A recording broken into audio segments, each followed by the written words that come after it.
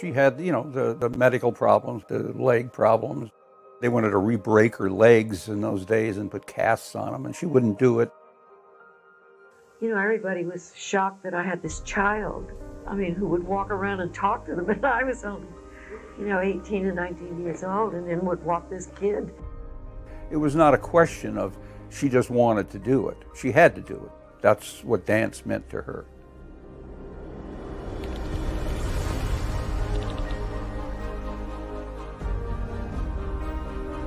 And they're all very good dancers, but you can't keep your eyes off her. For Gwen to be the kind of dancer who can use props, who knows the style, who can act, that's why she got all those Tonys. She was 100% in every move she made.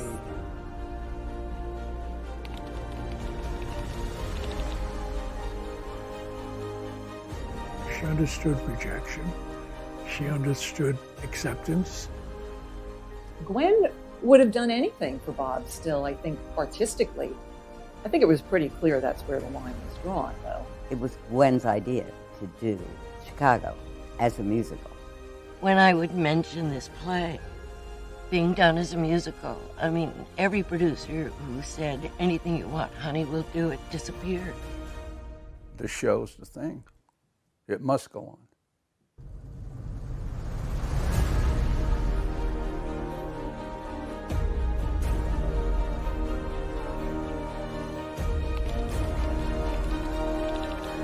I really think, to me, the best dancer I've ever seen. Ever.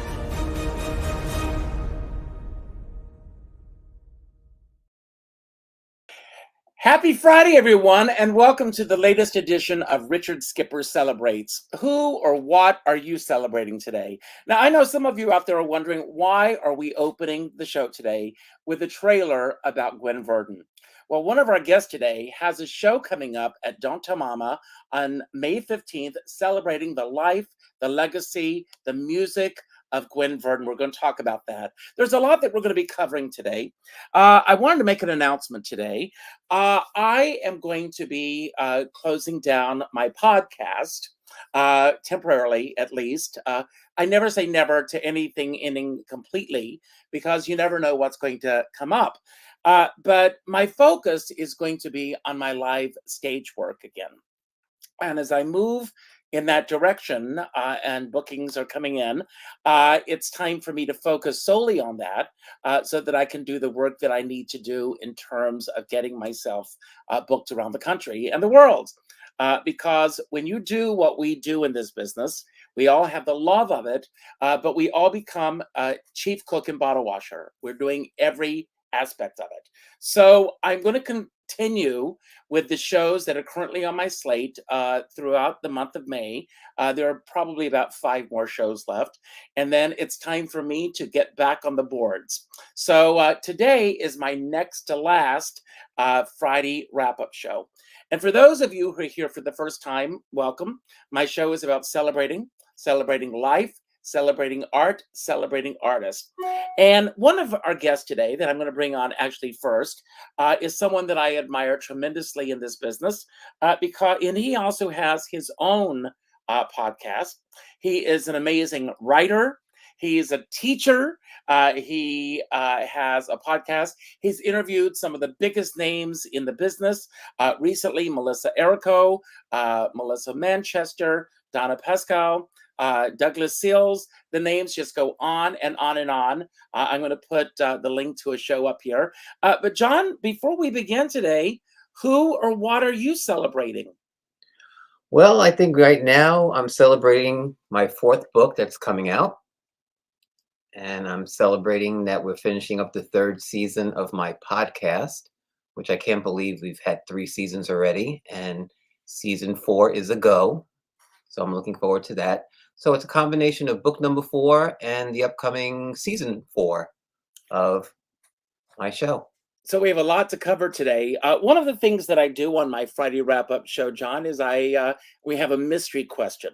So it's a question that I haven't even looked at to get a little glimpse or glimmer, a glimmer into who you are. So there are 5 cards laid out, 1 through 5. Pull a number, and we'll get started.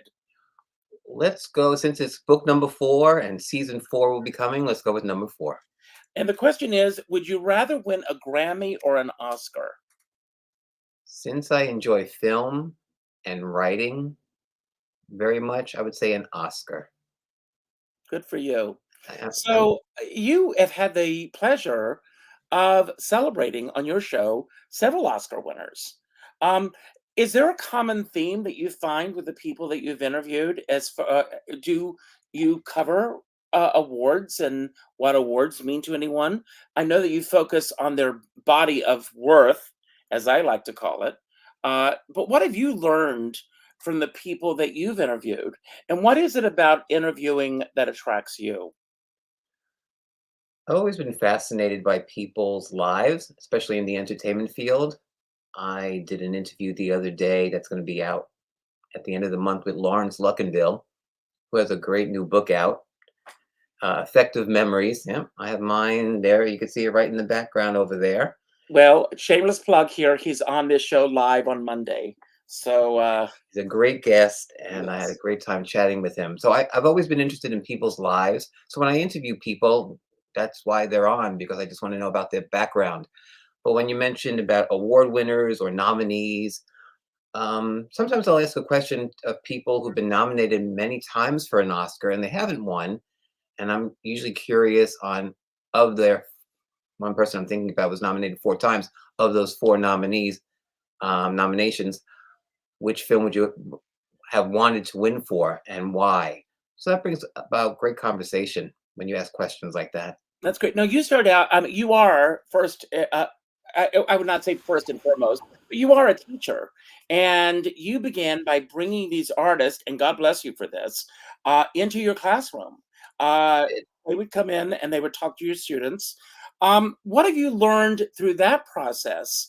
It's one thing to do one-on-one like you and I are doing right now, but to have the students ask these questions. What has surprised you the most about doing this? Well, I taught for 31 years, and since I always had an interest in entertainment, I brought that into the classroom. And like as you mentioned, over the years, many actors have either showed up in my classroom or back then Skype, and of course later on Zoom became popular. I always admired the interaction that the kids had with these people who were at first unknown to them, Mhm. and then after all their research, they learned a lot more about them and then followed them and their career.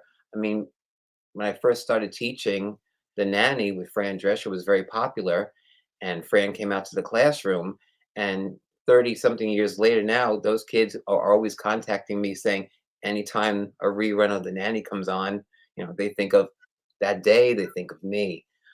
But my last year of teaching was during the pandemic, and I was an in-person teacher, and I was lucky enough to get over 30 of the most amazing people to Zoom into the classroom. And I'm talking Henry Winkler and Carol Burnett and Linda Carter, some of the Brady Bunch kids, some of the original Willy Wonka and the Chocolate Factory movie with Gene Wilder, those kids. So it makes them explore things, it makes them know things that are out there for them. And I have to just say, it was a celebration each and every day when these people would Zoom into the classroom. It was a big deal, and I'll never forget it. And it was my last year of teaching, so that was a great way to go out. Now you've got your cookbook behind you, and I know that, which is one of my favorite cookbooks, and I do use it, by the way. Uh, you'll have to come over for dinner one night to see how I'm doing. But your next book is a book of fiction. Why now a book that's fiction? Well, my first 2 books were children's books; they were picture books, and then the third was the cookbook, as you mentioned. I wanted to try the cookbook is an adult. It's a book for adults to cook. I wanted to go the adult route. I tried the kids route for the first 2 books. So this is an adult novella I figured I'd start small instead of the big novel. Let me try a novella first and create interesting characters. I like to write, and I thought, all right, this may be a new venture, a new route for me to take when it comes to my writing. That's great. Now, John, I have 4 interesting characters waiting in the wings. Yes, So you're you going to help do. me pull out the next one. So pull the number 1 through 4, and we'll see who our next guest is. Let's try number 2. He recently made a comeback. He's been on the show before. I'm going to give you a glimmer into his work, and then we'll bring him on right after this. Here he is. I know each little note of my intro by heart as I'm waiting in the wings to tear this place apart. When you're at home alone, the blues will taunt you constantly. Knock twice, Papa gonna let you inside. Love's at my house. I'm soliciting ideas from the audience. Poodles? He hates poodles. He hates poodles. I have to say I'm blowing myself away here because I didn't actually know if we could still make this work. But in time, nothing can harm you. Not while I'm around.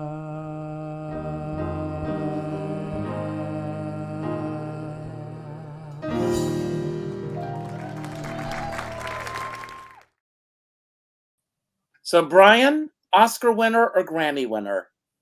Oh boy, I think I would want it to be an Oscar, and I think I would want it to be for something that really inspired and made a difference. Good for you. And there are 4 mystery cards laid out. So you pull out your next question and we'll get started. 2. And your question is a rather question. Would you rather experience the beginning of planet Earth or the end of planet Earth? Oh, I think we may be experiencing the latter right now. Oh boy. Well, you know, I don't have much fear of death. So I think, because I used to be a grief counselor and learned a lot about it. So I think the end, it would be kind of, I think the end. And it surprises me that I would say that. No, well, we're going to talk about your show in just a moment. But today, today is Garden Meditation Day. And when I think of gardens, I mean, this could be a garden. You're all flowers in my garden. Pearl Bailey used to say that about her cast. This was her little flower garden. So in House of Flowers. Yes, and this is my flower garden today. But you've written a book called Whole, which are meditations. Tell us a little bit about that. Well, you know, I meditate every day. I have since I was 20. And I went through a really bad experience. I had a television show with Buna Murray, and it crashed and burned not once, but twice as the creator and the producer. And I asked myself, gosh, what do I do now? And I literally heard sitting in the airport, give us 30 days. And at the end of 30 days, you'll have a book. So I took dictation for 30 days, and it's an essay on many different areas of life. It was revised and released again this year. The audio book will come out in the fall, and there's actually a personal development workbook called the Whole Companion Workbook, which will also come out in the fall. So it's just the opportunity to look at what is meaningful for you and what your purpose is in life, and to kind of help get over some of the things that we have to deal with in life. I can't wait for the audiobook. I'm going to be right there when it happens. So, Brian, you were on the show last year, one of my favorite interviews of the past year. Thank you so much for having me. It meant a lot. It was like marking the return to showbiz. Well, I was going to say that when you and I sat down, the last time that we sat down to talk, you were just about to embark on this next chapter of your life. You were afraid, you were cautious, you were nervous, you were all the things that we all feel when we're going to through that. But you got through it, and now look at you. You've got bookings, and you've got dates, and you've got all these things coming up. Can you believe that this is happening? Yes, because my intention was really clear. I think I talked to you about this last time. You know, my purpose is just to connect and engage authentically and inspire. And you can do that in so many different ways. But I have to say, the whole reason I'm able to do it is because of the team I have, which is Michael Orland as musical director and Lee Martino as director. We're adding a dance number I haven't danced in 40 years. So I got my choreography the other day. But these are people that are honest with me, that tell me, to me, artistic integrity is in the details. And so they catch me on the details, and I'm able to do this because of who I have behind me, including my partner in life, Andrew. So I feel a lot of support behind me for doing this, and the joy of connecting with an audience and telling them stories and going on the journey. I grew up in a show business family, and we were never allowed to talk about these things. My mother would never let us talk about who we knew or who we met. So now I finally get to tell these stories, of meeting the Beatles and Tony Bennett in my house and what these things meant. And each song has a deeper meaning and a deeper connection to me. So I'm really having a good time, and hopefully the audience is too. Well, what surprised you the most about yourself? I mean, when you're getting through this evening, and I thank you because you were in the audience of my show in Santa Monica. Oh my God, my face hurt from smiling. I just love had hearing such that. a good time. But to me, it's all about connecting. I was doing an interview recently, and I said the songs are in place. I've rehearsed. I'm ready. But until you have that audience in place, you really don't know what you have. And I'm sure that John agrees with that, and everyone on the show. Until you have that audience out there, you don't know what you have. And to me, the audience is truly the most important element in everything that I do. I knew that my intention was for them to have a great time. And so for me, it wasn't about me getting out there and performing. It was about me getting out there and sharing. And you were about to ask what surprised me the most. What surprised me the most was that I wasn't the least bit nervous. I had done the work. I had, Celeste Simone. I had Celeste get my voice where it needed to be so I could just rely on it. And I had Michael behind me and an amazing band and Lee. And I had done the work. And I was like, I just say I am old enough to know what constitutes failure and to rise above that. Me too. And you know what? I felt, honestly, Richard, that I had only to share. I didn't feel I had anything to prove. I felt I had only to share and have a great time. And I think not being nervous was what surprised me the most. It was like, hey, this is like natural. And I just want to say one more thing. I do a section, Dell knows Olivia. He wrote, she was in Sordid Lives. And Olivia and I had written a children's book. Olivia Newton-John and I had written a children's book. And I do a section on Olivia where I wrote her show, and she was coming back into show business, into live performance after 9 years. And I was sharing some stories about her. And just before I was ready to go on, I had to go to the bathroom. And when I walked into the bathroom, there was this poster of, and I can't remember the drag queen's name, but there were pictures with all these people. And in the bottom in the corner, it said, Love and Light, which is how Olivia signed everything, Olivia. And that was my sign. And I was like, okay, this is going to be great. That was a great book. Those things, when those things happen, it's unbelievable. I turned on my radio before I walked on stage in Palm Springs. And the first thing that they were playing, this is on Sirius XM radio, was Carol Channing doing Hello, Dolly. So I said, she's here. So we're going to bring on our next guest. So door number 1, door number 2, door number 3. Door number 3. And he just won a MAC award, and we're all very proud of him. And here he is.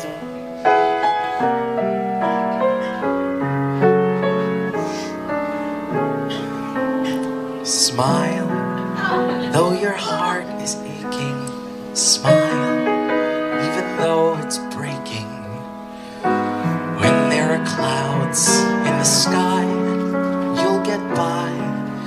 If you smile through your fear and sorrow, smile and maybe tomorrow you'll see the sun come shining through for you.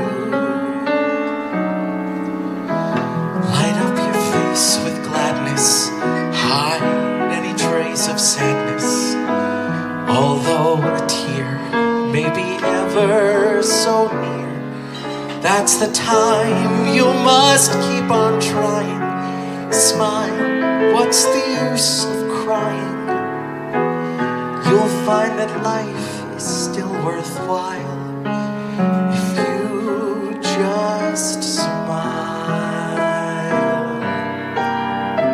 Human spirits need to be leavened by some levity.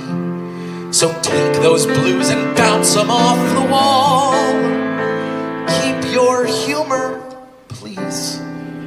'Cause don't you know it's times like these that laughing matters most of all.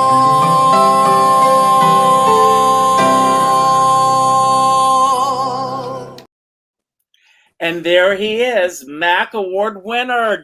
And you are going to be at Don't Tell Mama on June 15th.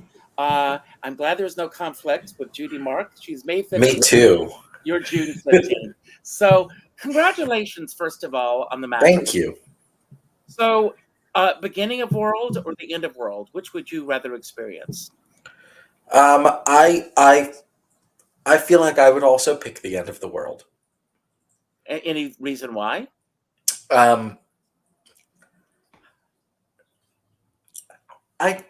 don't know. I mean, I'm also not afraid of death, Brian. I think it's kind of, when it happens, it happens. It's going to happen. It's going to happen. You can't.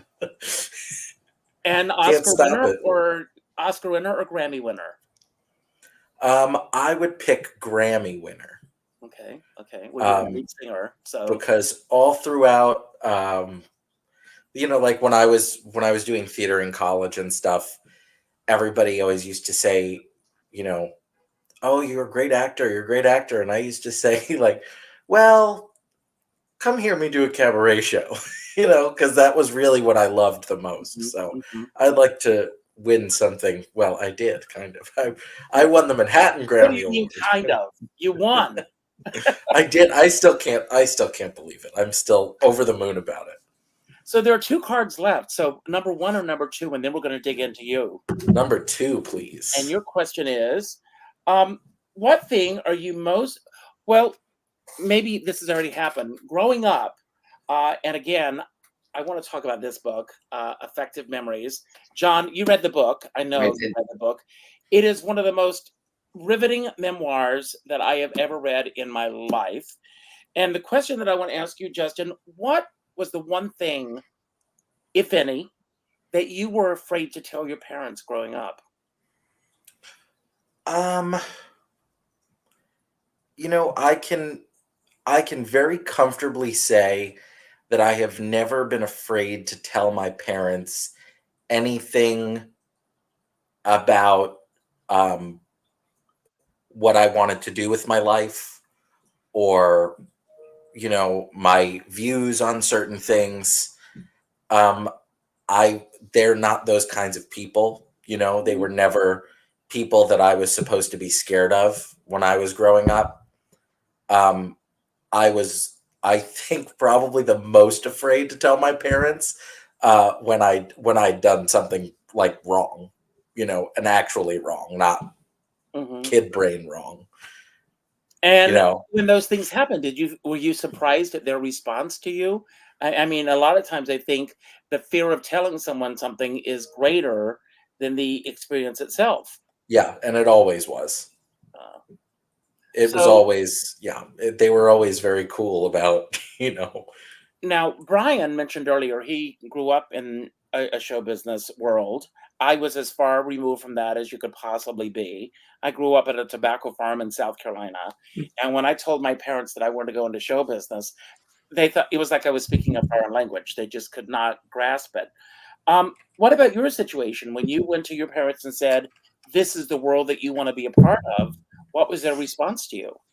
Well, I'll start off in like the very beginning. I auditioned for Annie Jr. in middle school, and I didn't tell my parents that I was in a show. I just told them I was going to be in a show, like, I'm going to be in a show tomorrow.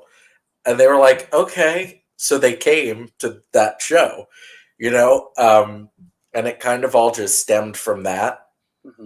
And I think that they kind of knew from then, and it's just, it's something that I love to do. And very supportive of what I love to do. Well, They're not. I think it shows in the clip that we just saw. So tell us about your show, and then we're going to bring on our next guest. Well, the show is kind of just, I call it my first grown-up show, because this is the first show that I have a director. I call them the dream team of cabaret: Lenny Watson, Stephen Ray Watkins. Mm-hmm. But this is the first time that I've ever had a director for one of my shows. That wasn't just me, doing it myself, and getting like a different perspective and things like that. And so I call it my first grown-up show, and it's kind of all about what's inside of my heart and what I believe in. One of which is smiling as much as you can, and making other people smile. And I think that that's a big part of what I do on stage and off stage, is just to make people smile and give people a little bit of happiness, even if they're not having happiness outside of that room at that moment. So when Sharon McKnight called your name, what was that? What would happen to you, physically and emotionally at that moment? Well, I was backstage, because I do the stage managing on the other side. I'm the assistant stage manager for the MAC Awards. I've been doing it for Amy for a while. And I kind of just, like, I was not really expecting it, but I knew it could happen. So I was nervous. And of course, it was the last award of the night. Well, it was second to last. It was male vocalist and then female vocalist. And she called my name, and I kind of just like did a big exhale. It helped that she made fun of me for having 3 names, which I love. She said, "People with 3 names are so quaint, aren't they?" And I yelled out from the side. I was like, "Yes, we are." Yes. Well, we're going to bring on our next guest. We're going to, and everyone's going to stick around because we're going to talk about our processes in a little bit. But door number 1 or door number 2? Door number 1. And she's the one that is bringing Gwen Verdon back to life. Hello, Judy. Hey, hello, everybody. It's so great to be on your show, Richard. It's been a while. It has been a while, but you've been busy. You've been down in Florida. You've been doing all these other things. But before we delve into all that, what was the one thing that you were afraid to tell your parents, if anything?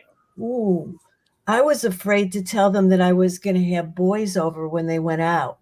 So you told them? No, I didn't. My sister told on me. Oh, I never told my parents that I was going to have boys over while they were out. You asked. It never happened. Mom, it never happened.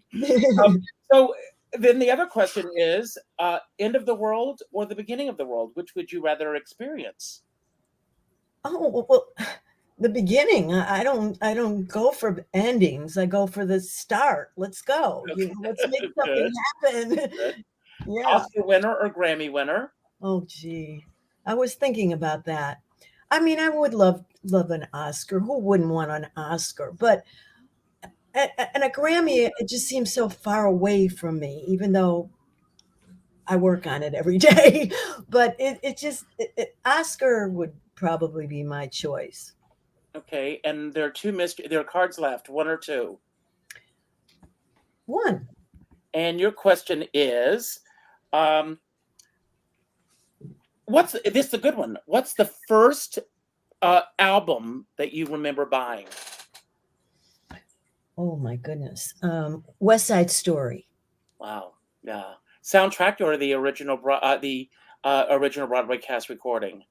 I think it was the original. Actually, I wasn't really. My aunt gave it to me, so okay. I didn't really buy it, but or maybe I did.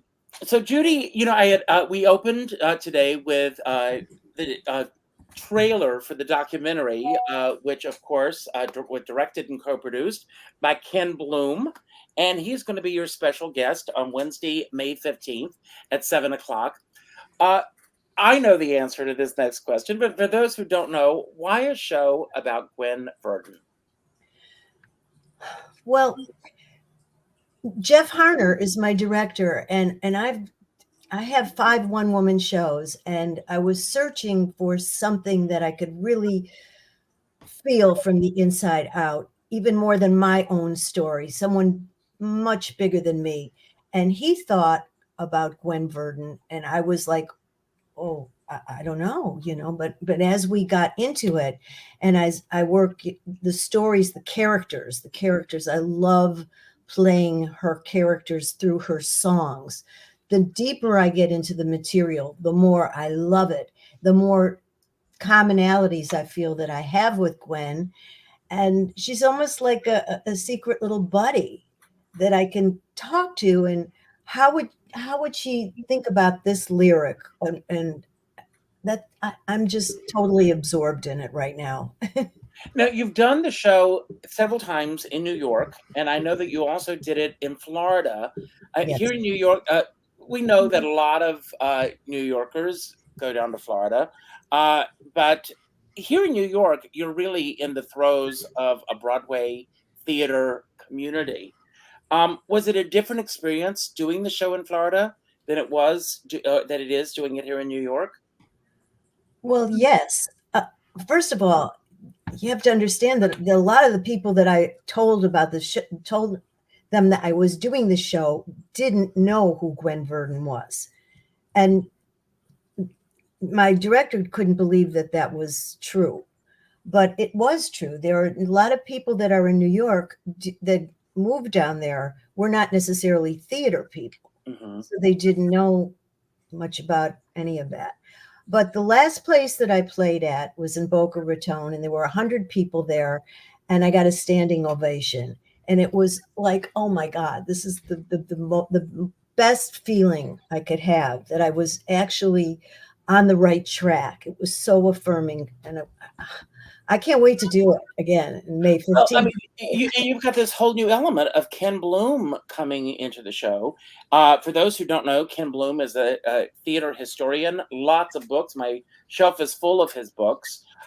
Incredible writer, great history. And this documentary happens to be one of my favorite documentaries. What have you learned that you didn't know about Gwen from conversations and working with Ken Bloom coming up with this new show? Well, I learned a few personal things that I don't feel I should share. Mm-hmm. And so I won't do it. But they were interesting. Whatever he told me, I thought about it. And it just,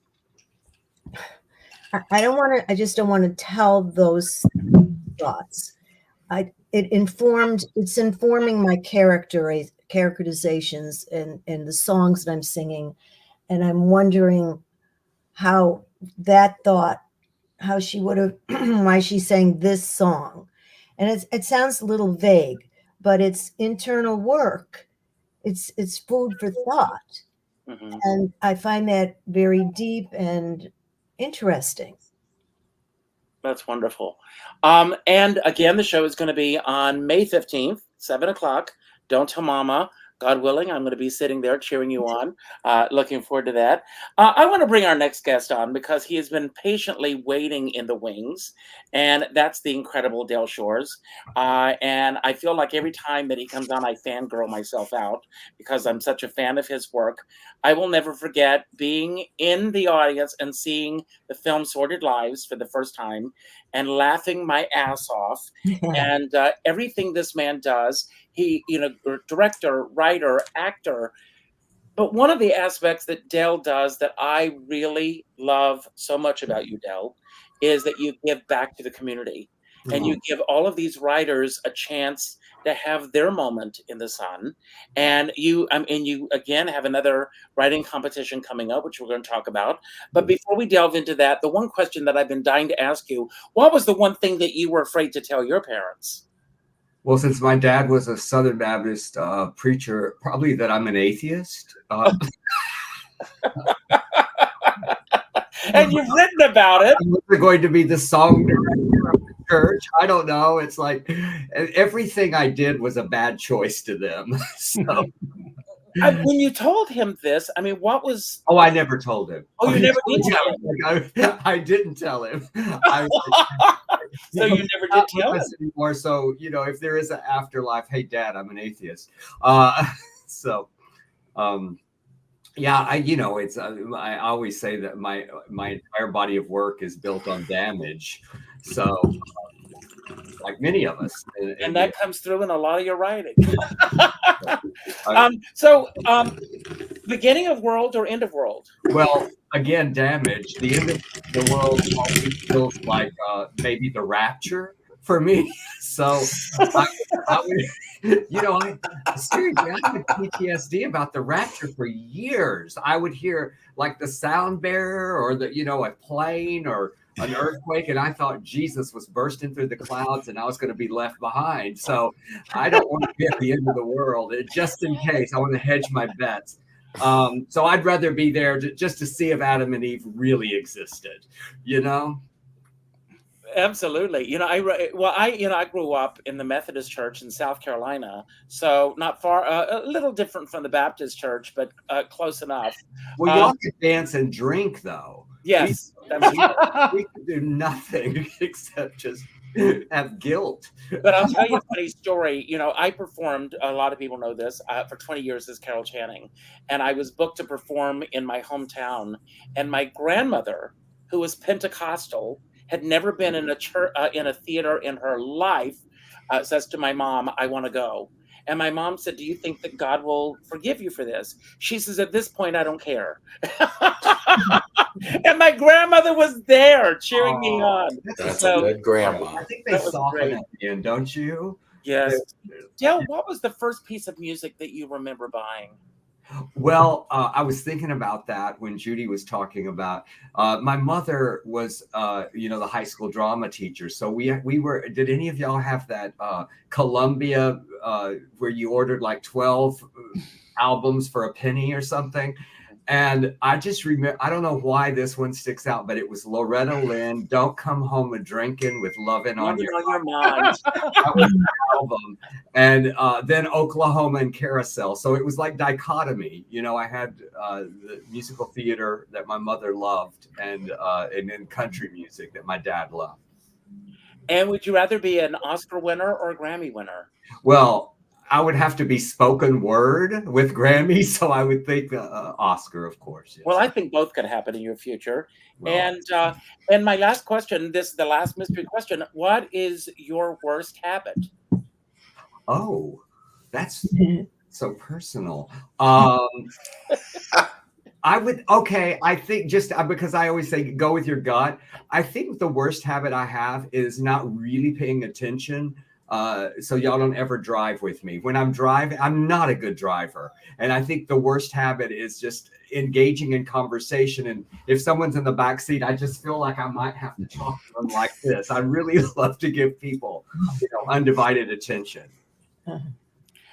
So Dale, I want to talk about this competition that's coming up. That's currently happening now because people are submitting themselves. How did this come about, first of all? And and how many years has this been right now? Hang on, let me just put my dog up on the bed. She's crying and she's bothering me. There's, that's what happens when you have three little bitches. That's what I live with. So, and by the way, Brian, one of them's name is Bitsy May. So when I got the puppy, Olivia said, well, she's blonde. You should name her Bitsy May. So the Del Shores Foundation came about when my good friend Stuart Bell came over one day, and I had mentored our friend Matt Hayes on a short film. He said, I have this idea for a short film. Oh, it's so ironically. All the posters are falling down. But this is the short film. It's called Cognitive. And he actually put me in it. I played the homophobic pastor. But it was based on, like you could channel that. I don't know if we can say bad words here. You can. Okay, channel that shit. So when Matt brought me this script, it was just so horrifying to me because it was about this little boy it was based on him because he knew he was gay, And he thought he was dying of AIDS when he was like 9 years old, because he had heard this horrible sermon that I ultimately preached in this film.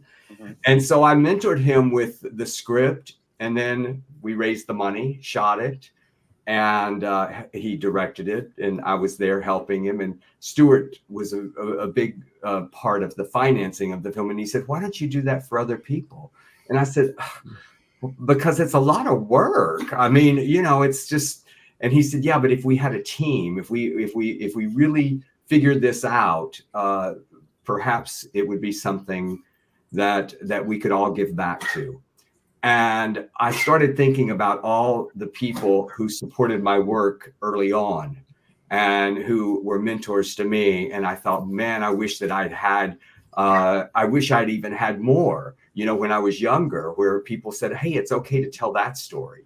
Because I think as LGBTQ, we sometimes forget that there are we're so hidden, you know, when we're kids, and especially me growing up in the Baptist church, there were so many secrets. And so we just started brainstorming with Emerson, Collins, Stewart, and it was like the trio. And we came up with the Del Shores Foundation. And every year we have a writer search in screenplays and short films and playwriting.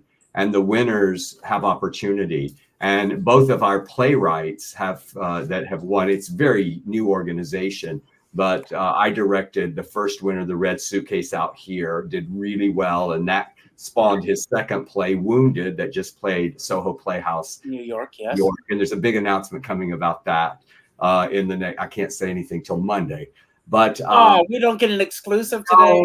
But it's good. It's a good announcement. And then our second winner, his premiere is happening at Actors Express in Atlanta. So every year we have a writers festival. We bring all the finalists and all the winners, and we have seminars and guests come in, and we mentor and we talk to them about how they can, you know, like all of us here, like you were talking about, you do it yourself. I mean, you have to figure out how to make your own career happen. And we can't rely on everybody else, but we give them a jumping off place. And it's just been really great. Our short film winner, he just raised all his money and he starts shooting next week. So we're seeing these dreams come true, and these LGBTQ storytellers having their stories told instead of, you know, sitting in a drawer somewhere. And if anybody wants to make a donation to the Del Shores Foundation, you gladly take donations. Absolutely. Yes. Go to DelShoresFoundation.org. Yes, I see it scrolling across, and just push donate. And if you want to submit to the festival, if you're in the 60, I'm not going to list them all, but just you know, all the red states. Those are where you know what, where bigotry is alive and well. Those are where the storytellers that I'm being silly a little bit, but I'm really celebrating those people who stay there and continue the fight, because I fled. You know, like I didn't stay in Texas. I went to LA. But there's so many people that have stayed, and they're telling their stories, and we just want to help them get them told. So yeah, submit your short film, submit your play. There's no age limit. There's no age requirement. Our screenplay winner was 72 years old. We have no idea. Yeah, we have no idea because they don't say that. They don't tell us. It's like The Voice. You know, we just get the script, and then we have a nice panel of great jurors. So, Dale, you said something a moment ago that I want to jump off on, and I want to ask everybody the same question. So get ready, everyone. But you talk about this jumping off point where you are helping other people. If you could name one person who you feel really was that person who gave you your jumping off point, who would that person be? Well, first and foremost, it was my mom, because my mom, you know, the dichotomy in my life was Southern Baptist preacher dad and drama teacher for a mother. And my mother encouraged us to read. And I always tell writers, you got to read. You know, if you're going to write a play, you got to read plays. And so my mother would pay us $1 for every book or play that we would read. And by the time, like 2 years after she started this, she said, I can't pay you anymore, Dilford, because I was reading at least one a day. And and she was the one. I mean, you know, she was my first ally. She was the first person who said, you know, do what you want to do. Don't listen to all these people. And what was her name? Lorraine. With so one Lorraine, we all raise a glass to Lorraine. So God bless her. No longer with us, but she was a great inspiration to me. She was, and you can feel a little bit sorry if you've seen Sordid Lives, because she really was Latrell. I mean, I always describe my mom as a loving, controlling bitch. Well, if you all haven't seen Sordid Lives, you have to go and see this movie. It's one of my favorites. John, same question for you. Who do you feel is that person who gave you your jumping off point? Well, when it comes to education, it was a first grade teacher by the name of Helen Barnett. She was 64 years old, my first grade teacher, and she was a leap year baby. So the year we had her, we had a birthday party for her, and she was 16. She was 64, but she was 16. I love it. So when it comes to education, it would be Helen Barnett. When it came to writing my books, it's Henry Winkler. Henry Winkler wrote children's books, and I've known him for 25 years.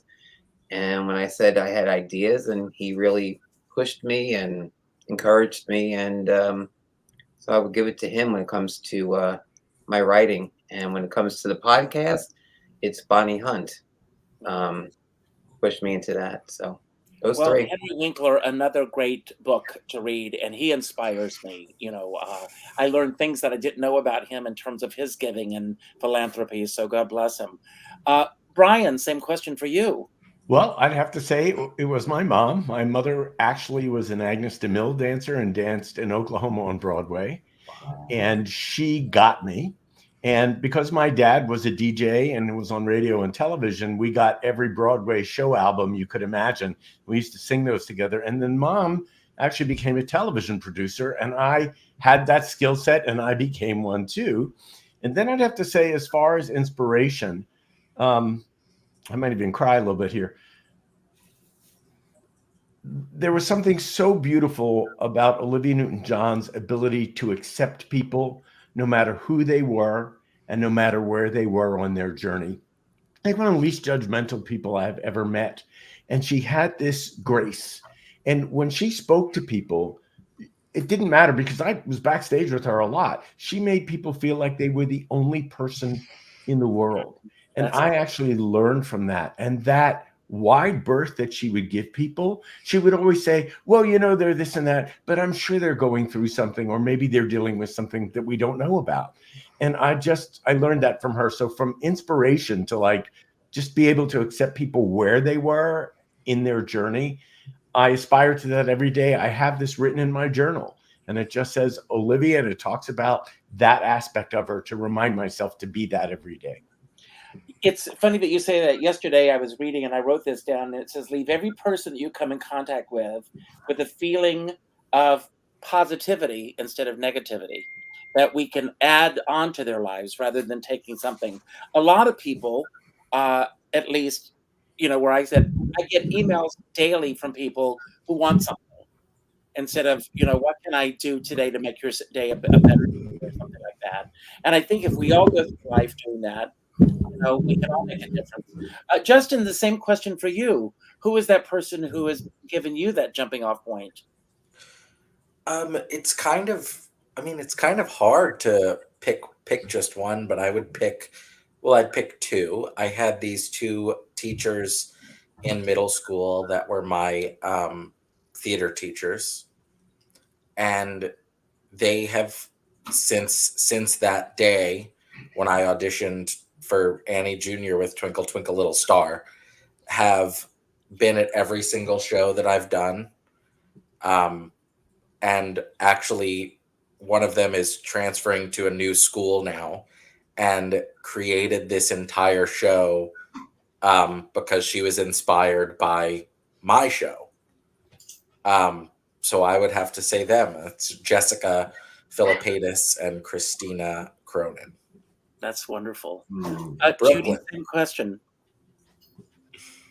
Me? Did you Yeah. say? Oh, Yes, okay. your question. Here.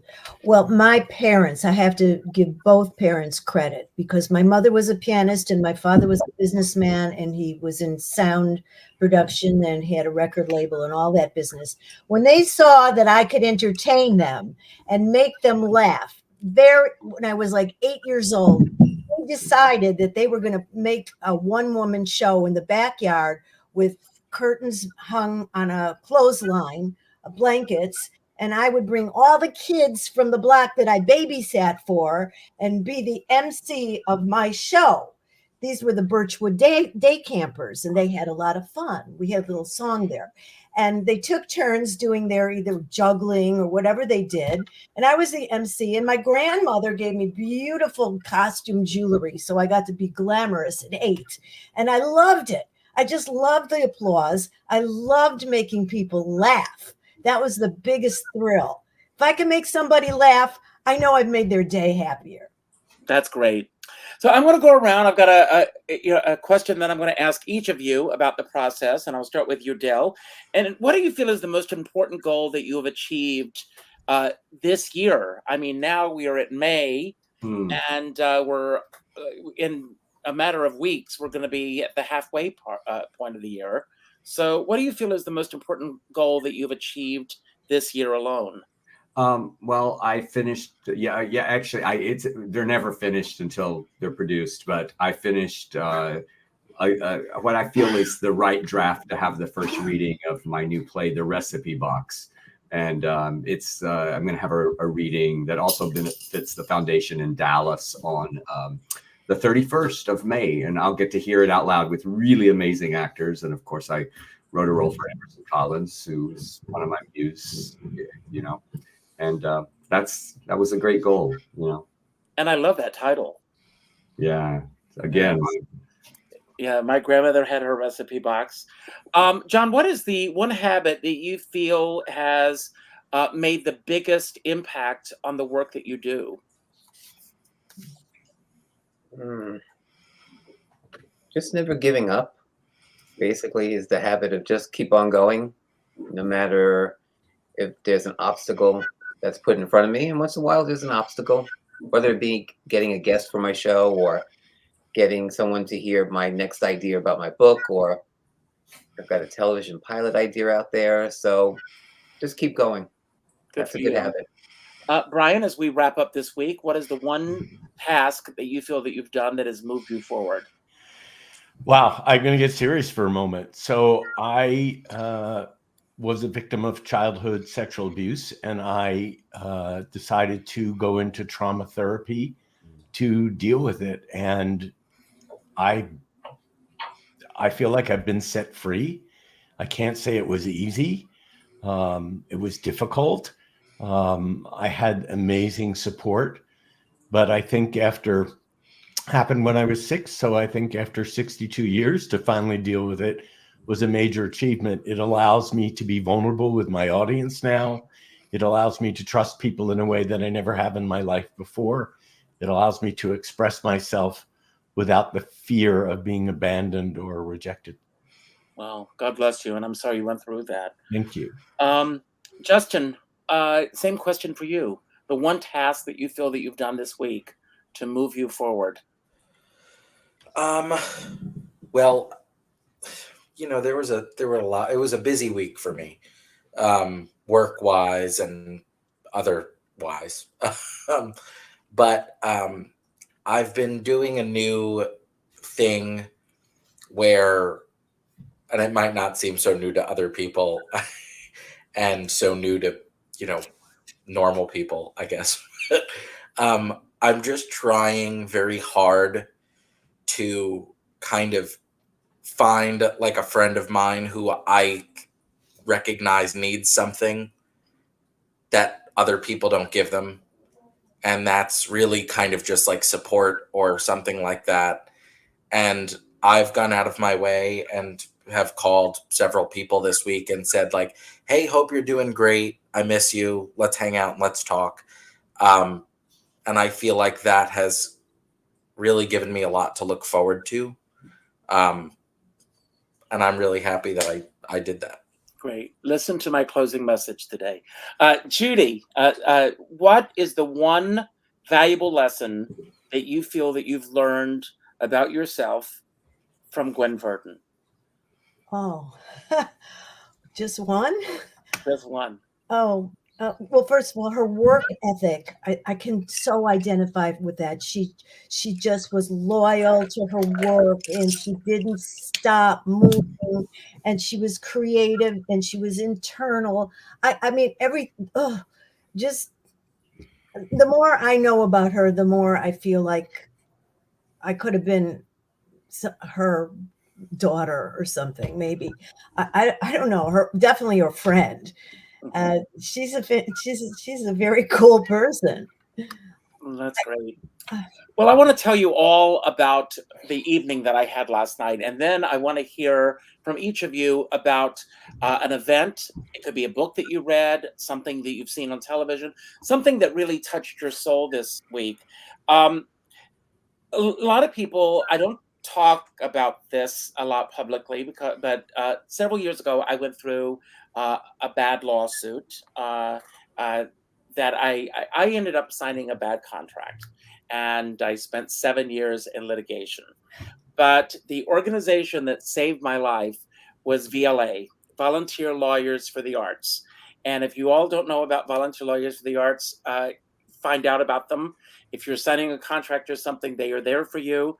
I had Paul Weiss and Rifkin, one of the top litigating law firms, take my case several years ago.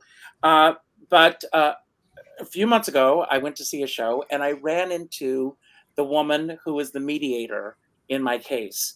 And they wanted to film me to tell my story about what I had gone through and how VLA saved me. And last night they had a gala evening. Paul Williams spoke. Members of ASCAP were speaking from all areas of the business. And everyone pay attention to what's going on with AI, because it's mind-boggling what's going on out there. But I was, my husband Danny and I were invited to be their special guests last night, and it was a really important night. But to hear all of these artists, who had gone through similar situations, tell their stories and everything was really moving. And so that was something that really touched me this week. So, John, what is something that really touched you, whether it be a TV show, a movie, a Broadway show, a book, anything that happened this week?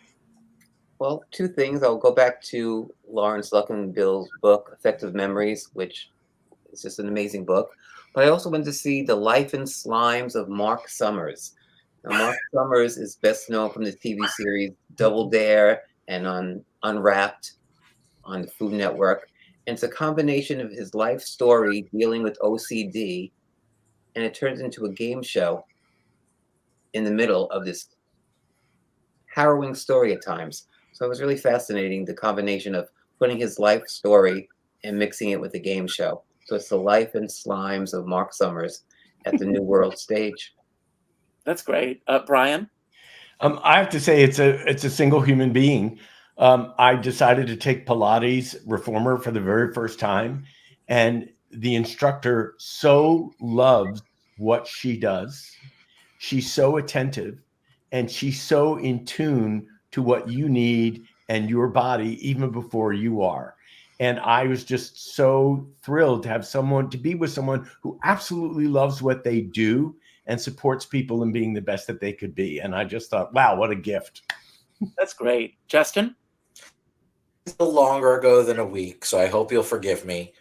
But online on my YouTube account, I actually stumbled across Brian's show and sent him a message on Facebook, and we became friends on Facebook. Oh, and good. His show was just so lovely and so wonderful to watch. Oh, thank and you. It really made me smile ear to ear the whole time. Oh, that's so sweet. Thank you very much. It means I did my job. Judy? Can I hear the question? It's something that you saw or read or something that just touched you this week. Well, I would have to give credit to my vocal teacher, Maureen Brennan. She says just the right thing at the right second And I thought, is that all I had to do? Uh, And it just opened up a whole thing. And then, and today when I was rehearsing, all I can't talk about the technique because this is all involved, but it was just one little thing and it aligned everything else and it was perfect. the right message at the right time. I love Yes. that. And same question, Dale. Well, as I'm hearing all of y'all talk about your, one woman show, one man show, you're performing. I go to my friends who perform, and I used to perform with this kid at Uncabaret here. Beth Lapidus has Uncabaret in LA named Alex Edelman, and I loved going to see his show here in LA, and then it's on HBO Max right now. And to take our stories and turn them into pain and drama to turn into comedy, he did so well. And then the other one is Leanne Morgan, who is a good old Southern gal, and I'm seeing her on stage tomorrow at the Pantages. But when Leslie passed away, I met her at his memorial, and she just makes me laugh from the gut. That's great. Well, all of you inspire me, so thank you for being here today. I hope you had a great time. Before we end the show, I'm going to give you all a chance to have your final word, and it could be about anything that we spoke about today that you want to build upon, anything that we didn't talk about that you wish we had, or just any final message you want to leave everyone with today. And when you finish, you will pick the next person, and so on until the last person standing. When that person says goodbye, I will end the show, so you don't have to worry about how do I get out of here. So I will take care of all that. But I have a message that I leave all my shows with, whether they be virtual shows or the live shows that I do. And that is to go out and do something nice for somebody else without expecting anything in return. John Contratti has a great podcast. Go and listen to the podcast and share it with a friend. I mean, there are so many shows that are there. All of the details for everybody will be on my YouTube channel, so you can look that up. Brian has a new show coming up. If you can't go see the show, treat two friends to the show. That's always a nice thing to do. Same thing with Justin, Judy. Make a donation to Del Shore's Foundation. We can all go out and do something nice for somebody else without expecting anything in return. I always tell everyone to go to your Facebook friends list. And today I'm going to say the second name that pops up. Reach out with a phone call. Not an email message, not a text message, not a private inbox message, a phone call. I want all of you to do the same thing, and I want you to let me know how it goes. But reach out to that person and let them know the impact that they've made on your life. And by doing so, you're going to make an impact on their life. My dear friend Sean Moniger says we're all in the same storm, but we're in different sized boats. And I always say, I don't care what size boat you're on, as long as you have a skipper by your side. Yay. And with that, I'm going to leave the screen and turn it over to you. And when you finish, you'll pick the next person and so on. Everybody, make it a better tomorrow. It's in your hands. Bye. Who did he say? I don't know who he said. Brian. Oh, okay. Well, I'm actually going to read it because it's out of the script of my show and I want to get it right. I believe it is never too late to be inspired in your life, to try something new, to make a change. All it takes is your imagination, passion, the belief in yourself, and a few people in your corner. Thank you, Richard.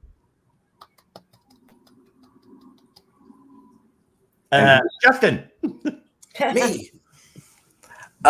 So it was really cool. A few weeks ago when I went to go see Richard at the Laurie Beachman, he said, pick the 8th person on your friends list and give them a call. And it turned out to be him. So I got to do that and enjoy it. This time it's a new person because he said number 2. So I'm excited to call that person and let them know how much I adore them. Make sure you smile every day and make sure you pass those smiles on to your friends and the people that you love and miss the most. All right, John, it's your turn. Thank you. I just want to thank Richard for allowing me to be here and to be here with all of you. I got to meet 4 new people. Del, I hope you watched those Password Plus clips I sent you. I did. Thank you so much. You're very welcome. And it's kind of being here with you, I was like, gee, I was just in touch with him recently. That's But I want to thank very Richard kind. and everyone for following me and getting to meet all these people today. So have a great night, everybody. And Del, you're up. Well, Brian made me think of so many people that I've loved and lost. And I think one of the ways that I get through grief and hearing about Olivia again, and she was the kindest person on the planet. Leslie Jordan made me laugh harder than anybody. But my friend Sharon Lane, this card sits on my desk all the time. And she gave me this opening night of Southern Baptist Sissies. And it says, there are those of us who are just not destined to lead ordinary lives. And I think that applies to everybody that was on the show today. Judy. Oh, I get to close the show. I'm so excited. It's been great meeting everybody. This was so much fun. I have all of I took a screenshot, so I have your information, but Richard also said it's here and it's there. Richard gives us a lot of responsibility. I can't remember all the assignments that he said. The second person, I think it was for Facebook, and do something for another. Well, we do that anyway, but it's a lot of information, and it's all good stuff you can do that make you feel good because you're helping other people. And isn't that what it's all about? Have a great weekend. I'm so happy to know you all. Ciao for now.